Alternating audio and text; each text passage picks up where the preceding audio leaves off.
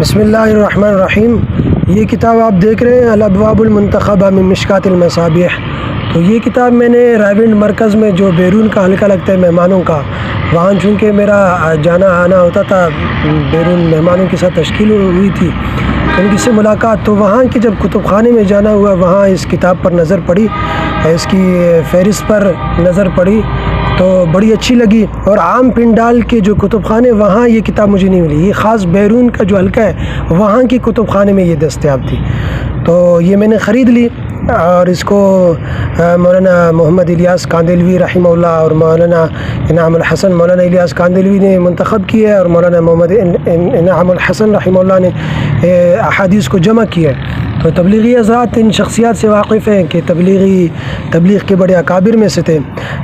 یہ فہرست پر ایک نظر ڈالتے ہیں، آپ کو اندازہ لگے کہ کتنی بہترین کاوش ہے۔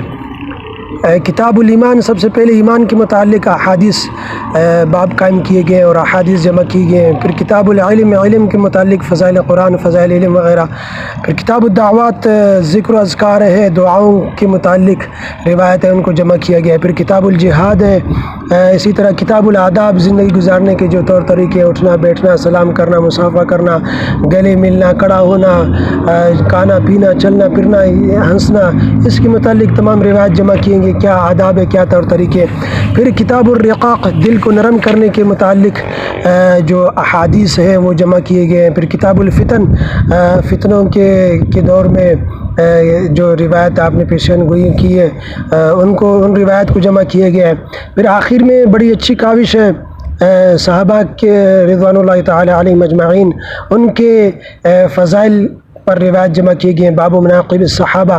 پھر خاص طور پر الگ حضرت ابوبکر رضی اللہ عنہ کی متعلق جو فضیلت میں روایت آئی ہیں ان کو پھر الگ جمع کیے گئے۔ پھر حضرت عمر رضی اللہ عنہ کے متعلق جو احادیث میں جو روایت آئے فضائل میں ان کو الگ، پھر حضرت عثمان رضی اللہ عنہ ان کے متعلق الگ باب قائم کیا، احادیث جمع کیا۔ پھر ان تینوں کے متعلق جو روایت ہے ان کو الگ جمع کیے۔ پھر حضرت علی بن ابی طالب رضی اللہ عنہ ان کے متعلق پھر باب مناقب العشرہ، جو 10 صحابہ کرام ہیں جن کے متعلق جنت کے آپ نے بشارت سنائی، ان کے متعلق الگ۔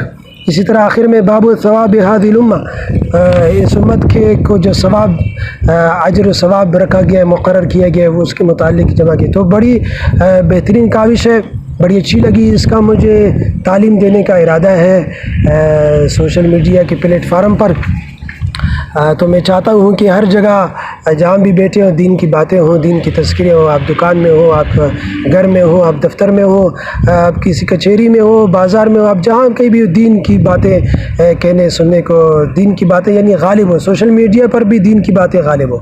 تو اس میں آپ کا بھی مشورہ مطلوب ہے کہ آپ مشورہ دیں کہ ہفتہ وار ہونا چاہیے، ہفتے میں کتنے دن ہونے چاہیے، دورانیہ کیا ہونا چاہیے، ضرور آپ کمنٹ کریں۔ جزاکم اللہ خیرہ۔